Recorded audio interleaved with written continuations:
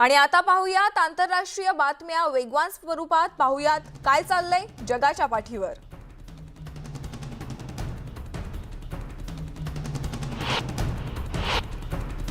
अमेरिकेतील 6 जानेवारी 2021 रोजी झालेल्या हल्ल्याची चौकशी करत असताना हल्ल्याच्या दिवशी केलेल्या भाषणाच्या डोनाल्ड ट्रम्प यांच्या मूळ स्क्रिप्टमध्ये भडकाऊ वक्तव्य असल्याचं समोर आलंय।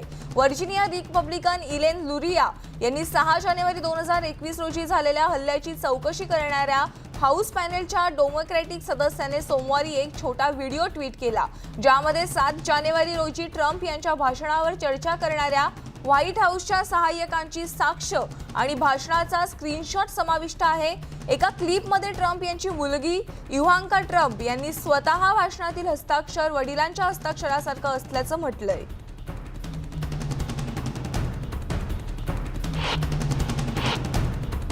ऑरलँडो येथील national organization of black law enforcement एक्झिक्युटिव्हच्या वार्षिक परिषदेत व्हिडिओ कॉन्फरन्सिंगच्या माध्यमातून संवाद साधण्यात आला।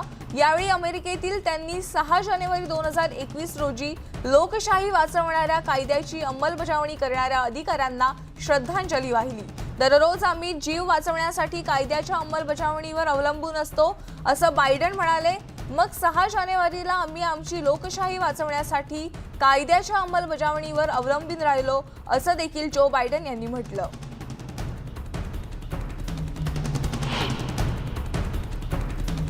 अमेरिकेच्या इतिहासात 6 जानेवारी हा दिवस काळा दिवस मानला जाणार आहे, कारण याच दिवशी लोकशाहीचं मंदिर म्हणवल्या जाणाऱ्या US कॅपिटलवर डोनाल्ड ट्रम्प समर्थकांनी हल्ला केला होता।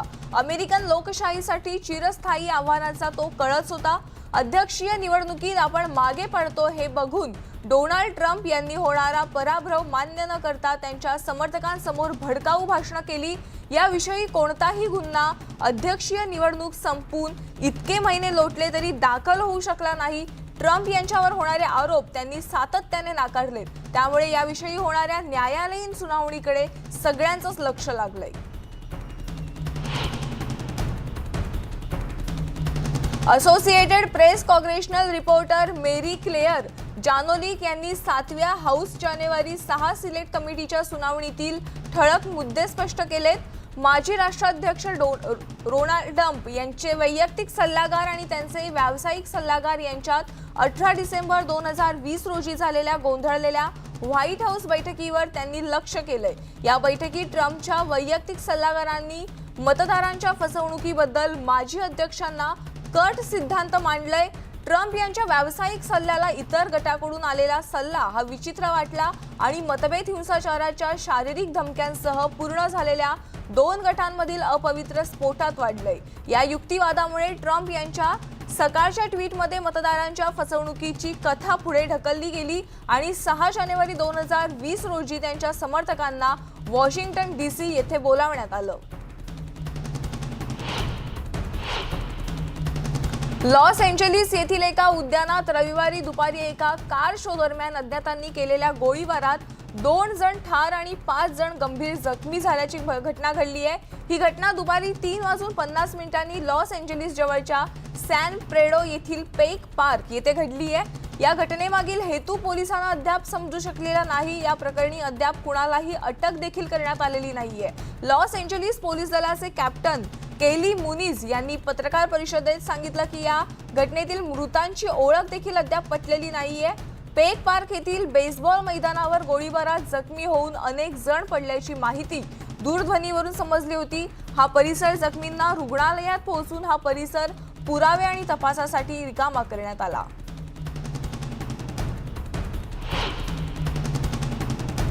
चीनच्या ब्रिटनसह जगाच्या समृद्धी आणि सुरक्षेला फार मोठा धोका असल्याचा दावा ब्रिटनचे पंतप्रधान पदाच्या स्पर्धेतील हुजूर पक्षाचे म्हणजेच कॉन्झर्वेटिव्ह पार्टीचे उमेदवार ऋषी सुनक यांनी सोमवारी केलाय। अमेरिका आणि भारताला चीनने आपलं लक्ष्य केलं आहे, हा त्याचा सर्वात मोठा पुरावा असल्याचंही त्यांनी यावेळी नमूद केलंय। जगात चीनचे सर्वाधिक कन्फ्युशियस केंद्र ब्रिटनमध्ये आहेत। चीनच्या अर्थपुरवठ्याने सुरू असलेल्या या केंद्रातर्फे चीनी संस्कृती आणि भाषा केंद्र म्हणून ते कार्य करतात। परंतु पाश्चात्य देश आणि चीन दरम्यान निर्माण झालेल्या तणावाच्या पार्श्वभूमीवर असा आक्षेप घेतला जातोय की चीन त्याच्या आपल्या अनुकूल प्रचारासाठी वापर करतोय। सुनक यांनी त्यांच्या संदेशात चीनच्या आक्रमक धोरणाचा उहापोह देखील केला। रेडी फॉर ऋषी या त्यांच्या ऑनलाईन प्रचार मोहिमेत सुनक यांनी सांगितलं की माझी पंतप्रधानपदी निवड झाल्यास तंत्रज्ञान क्षेत्रातील चीनचा दबदबा कमी करण्यासाठी North Atlantic Treaty Organization NATO या लष्करी आघाडीच्या धर्तीवर सार्वभौम देशांसाठी एक नवीन सुरक्षा आघाडीसह विविध उपाययोजना मी करेन। ब्रिटनमध्ये असलेली चीनची 30 केंद्र देखील ते बंद करतील।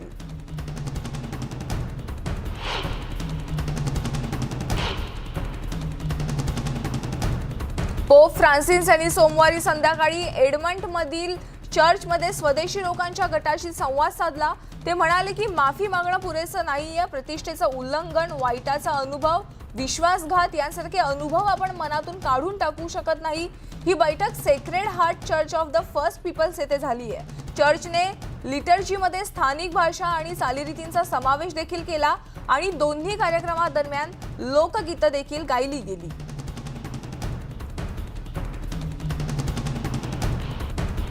एडमंटन मधील सेक्रेड हार्ट चर्च बाहेर पोप फ्रान्सिसची झलक पाहण्यासाठी काही नागरिक उभे होते। पोप एका आदिवासी गटाला भेटायला आले होते। त्यांच्यापैकी बऱ्याच जणांना वाटलं की पोपने आदल्या दिवशी दिलेली माफी ही सलोख्याच्या मार्गावरील पहिलं पाऊल आहे। पोप फ्रान्सिस यांनी कॅनडातील निवासी शाळांमधून वाचलेल्या स्वदेशी लोकांकडून प्रेयरच्या शेवटी क्षमा मागितली।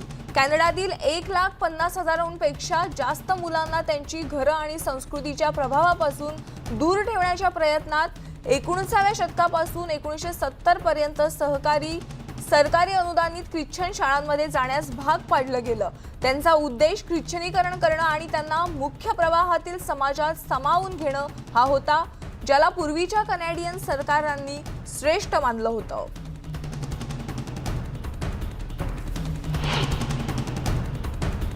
पोप फ्रान्सिस यांनी कॅनडातील निवासी शाळांमधून वाचलेल्या स्वदेशी लोकांकडून चर्चमध्ये दिलेली वागणूक ही दुःखदायक, वाईट असल्याचं सांगून क्षमा मागितली। अनेक ख्रिश्चन लोकांनी स्वदेशी लोकांविरुद्ध केलेल्या दुष्कृत्याबद्दल मी नम्रपणे क्षमा मागतो। एर्मिन्स्किन रेसिडेन्शियल स्कूलच्या मैदानावरील एका मंचावरून पोप यांनी संबोधित केलं। एका अनुवादकाने पोपच्या शब्दांची पुनरावृत्ती देखील केली आणि यावेळी उपस्थितांनी त्यांना टाळ्या वाजवून त्यांचं स्वागत केलं।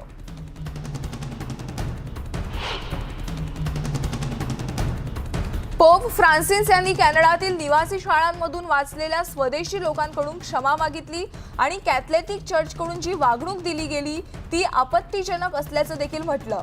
कॅनडातील 139 पैकी 66 शाळा ह्या कॅथलिक धार्मिक आदेशांनी चालवल्यात। कॅथलिक मिशनरी केवळ सरकारच्या आत्मसात करण्याच्या धोरणाला सहकार्य करत होते आणि त्यांची अंमलबजावणी करत होते, ज्याला त्यांनी शक्तींची वसाहतवादी मानसिकता म्हटलंय। पोप यांनी पुढील तपासाची मागणी देखील केली आहे।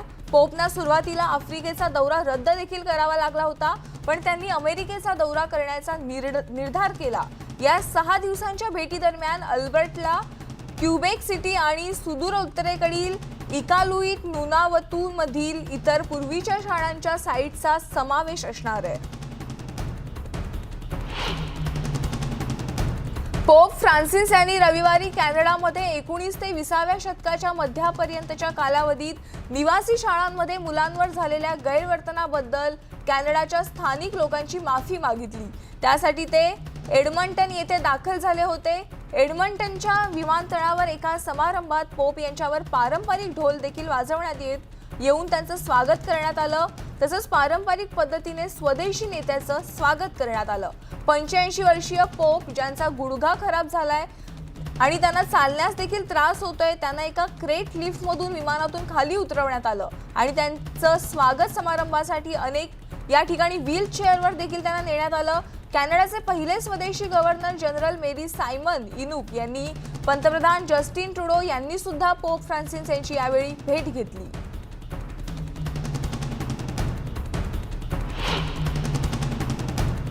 युक्रेनच्या दुसऱ्या क्रमांकाच्या म्हणजेच खार्किव्ह शहरातील शेकडो नागरिक हे रशियन हल्ल्यात उद्ध्वस्त झालेल्या इमारतीत राहत आहेत। खार्किव्ह प्रदेशाच्या लष्करी प्रशासनाच्या म्हणण्यानुसार या भागात 2500हून अधिक निवासी इमारती उद्ध्वस्त किंवा तुटल्यात। त्यापैकी 1500 इमारती पूर्णपणे उद्ध्वस्त झाल्यात, तर शेकडो लोक हे अजूनही पडक्या क्वार्टरमध्ये आहेत। काही जण थोड्या काळासाठी आपलं घर सोडून निघून गेले आणि पुन्हा परतले, तर इतर 52 वर्षीय बांधकाम कामगार अलेक्झांडर स्ट्रिकाकोव यांसारख्या लोकांनी कधीही आपलं घर सोडलं नाही. एप्रिलमध्ये रशियन क्षेपणास्त्र त्यांच्या उंच इमारतींवर आदळल्यापासून एका उद्ध्वस्त अशा अपार्टमेंटमध्ये राहत असलेल्या अलेक्झांडर म्हणतो की थंडी असताना मी माझ्या मित्रांकडे राहिलो. 49 वर्षीय तमाता अर्बाकोवा मार्चच्या उत्तरार्धात गोळीबारामुळे उद्ध्वस्त झालेल्या खार्किव अपार्टमेंटमध्ये ते राहत होती. मात्र काहीही झालं तरी मी माझं घर सोडणार नाही असं देखील ते म्हणाले. तसंच आम्ही 1968 पासून इथे राहत आहोत, त्यामुळे इथून कुठेही जाणार नसल्याचं त्यांनी सांगितलंय.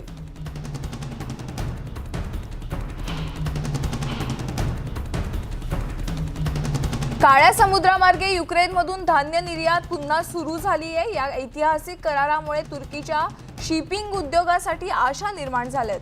कारण युक्रेनवर ओढावलेल्या संकटाचा उद्रेक झाल्यापासून देशाने शिपिंग व्यवसायात लक्षणीय घट पाहिली आहे. कराराचा तपशील लक्षात घेता अद्याप अस्पष्ट आहे की तुर्कीचा काळा समुद्र शिपिंग उद्योग धान्य वाहतूक करण्यात सहभागी होईल की नाही. नागरिकांना देखील याची प्रतीक्षा आहे. याशिवाय कराराच्या अंमलबजावणीत अजूनही अनेक त्रुटी आहेत. याकडे विश्लेषकांनी आपलं लक्ष वेधलंय. रशिया आणि युक्रेननं शुक्रवारी इस्तांबूल, तुर्की येथे युक्रेनियन धान्य, अन्नपदार्थ आणि खतांचं संयुक्त राष्ट्रांच्या देखरेखीखाली आंतरराष्ट्रीय बाजारपेठेत सुरक्षितपणे हस्तांतरण केलंय. यासाठी दीर्घ प्रतीक्षित करारावर त्यांनी स्वाक्षरी देखील केली.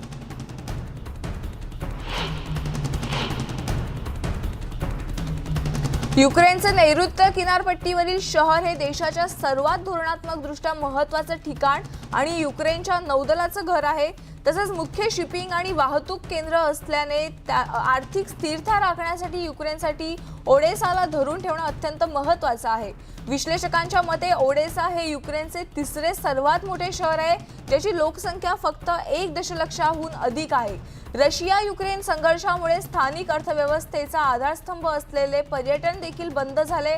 युक्रेनचे सर्वात मोठे आणि रशियन साम्राज्याच्या काळापासून सर्वात महत्त्वाचे शिपिंग केंद्र असलेले स्थानिक बंदर देखील युद्धामुळे बंद करण्यात आले. एका विश्लेषकाच्या मते युद्धापूर्वी युरोपला होणारी 25% निर्यातही ओडेसामधून जात होती. या बंदराची गॅस आणि तेल साठवण क्षमता ही 25 दशलक्ष टन आहे.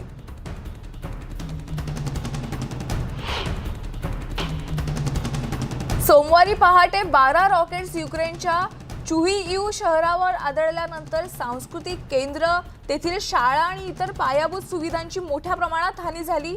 यानंतर ढिगाऱ्याखाली अनेक लोक दबली गेली होती. त्यांना बाहेर काढण्याचे प्रयत्न अद्यापही सुरू आहेत.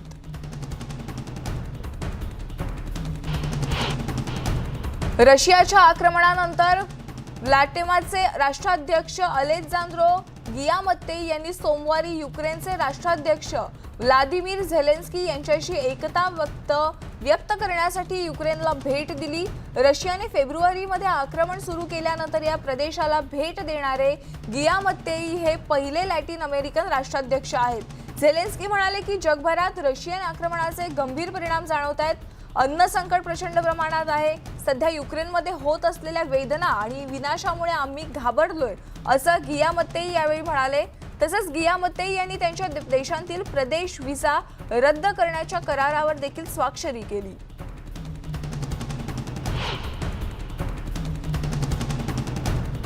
रशिया नॉर्ड स्ट्रीम 1 पाईपलाईनद्वारे गॅस पुरवठा कमी करत असून हा एक प्रकारचा दहशतवाद आहे असं व्लादिमीर झेलेन्स्की यांनी सोमवारी सांगितलं. झेलेन्स्की म्हणाले की रशिया एक संयुक्त युरोप विरुद्ध चालवत असलेले एक युद्ध आहे. रशियाचं पाऊल हे युरोपियन युनियनच्या पुढील निर्बंध पॅकेजसाठी नुकत्याच मंजूर झालेल्या 7व्यापेक्षा लक्षणीयरित्या अधिक गंभीर होण्यासाठी प्रोत्साहन असावे असं व्लादिमीर झेलेन्स्की म्हणाले.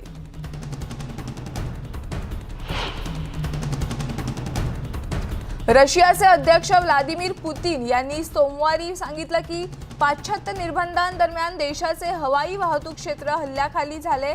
मंजुरींच्या परिस्थितीत मी म्हणेन की आमच्या पूर्वीच्या पाश्चात्य भागीदारांचे अपुरे निर्णय पूर्वीचे कारण त्यांनी आमच्याबरोबर काम करण्यास नकार दिला. व्यावसायिक कंपन्यांबरोबर राजकीय दबाव उघडला. हवाई वाहतुकीच्या क्षेत्रांवर हल्ला देखील झाला. विमान वाहतूक उद्योगाच्या विकासावर व्हर्च्युअल कॅबिनेट बैठक देखील यावेळी घेण्यात आली। या बैठकीत हवाई ट्रॅफिक आणि तिकिटांच्या किमती यांकडे विशेष लक्ष देण्यात असल्याचं पुतीन म्हणालेत। रशियाच्या विशेष लष्करी कारवाईनंतर पश्चिमेनं युरोप आणि अमेरिका आणि इतर देशांतील गंतव्यस्थानांवर उड्डाण करणाऱ्या रशियन विमान कंपन्यांवर बंदी घातली आहे।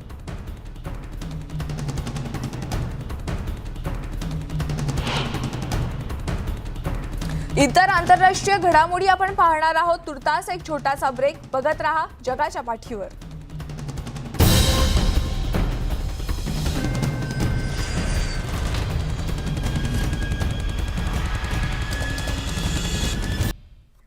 ब्रेक नंतर स्वागत आणि आता पाहूयात उर्वरित बातम्या वेगवान स्वरूपात। स्टेट डिपार्टमेंटचे प्रवक्ते नेड प्राइस म्हणतात की अमेरिका लोकशाही समर्थक कार्यकर्त्यांच्या म्यानमार लष्करी फाशीचा निषेध करत आहे। युनायटेड स्टेट्स सर्व भागीदार आणि सहयोगी देशांना शासनाच्या कृतींचा निषेध करण्यासाठी आणि शासन आणि त्यांच्या समर्थकांवर दबाव वाढवण्यासाठी आमच्यात सामील होण्याचं आवाहन करतेय। आम्ही शासनाला फाशी थांबवण्याचं आवाहन करतो, अन्यायकारकपणे ताब्यात घेतलेल्या सर्वांची सुटका करतो आणि बर्माचा लोकशाहीचा मार्ग पुनर्संचयित करतो, असं प्राइस म्हणाले।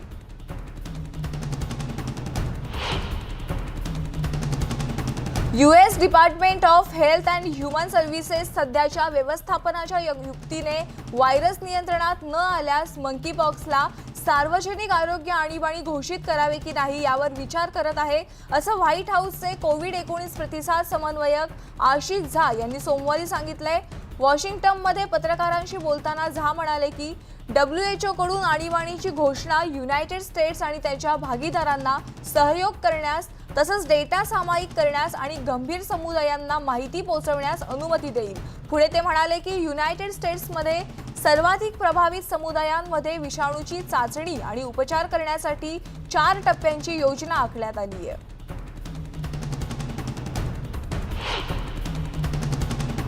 उत्तर कोरियाने आपला पहिला कोरोना व्हायरसचा उद्रेक कबूल केल्यापासून 2 महिन्यांहून अधिक काळ लोटलाय आणि देशात गेल्या आठवड्यात दररोज सरासरी 157 तापाची प्रकरणं नोंदवली गेली आहेत, जी मे मध्ये महिन्याच्या सुमारास 1 लाखच्या शिखरावरून लक्षणीय घट झाली आहे। सुमारे 4.8 दशलक्ष तापाच्या रुग्णांपैकी फक्त 74 जणांचा मृत्यू झालाय। हा मृत्यू दर 0.002% इतका आहे, जो जगातील सर्वात कमी असेल असा दावा उत्तर कोरियाचा आहे। त्याच्या आकडेवारीबद्दल प्रश्न असूनही उद्रेकामुळे उत्तर कोरियामध्ये कोणतीही आपत्तीजनक परिस्थिती उद्भवली असल्याची कोणतीही चिन्ह नाहीयेत। काही बाहेरील तज्ञांचं म्हणणं आहे की लवकरच आपली अंतर्गत ऐक्य वाढवण्याच्या प्रयत्नांमध्ये कोविड-19 वर विजयाची औपचारिक घोषणा करू शकेल।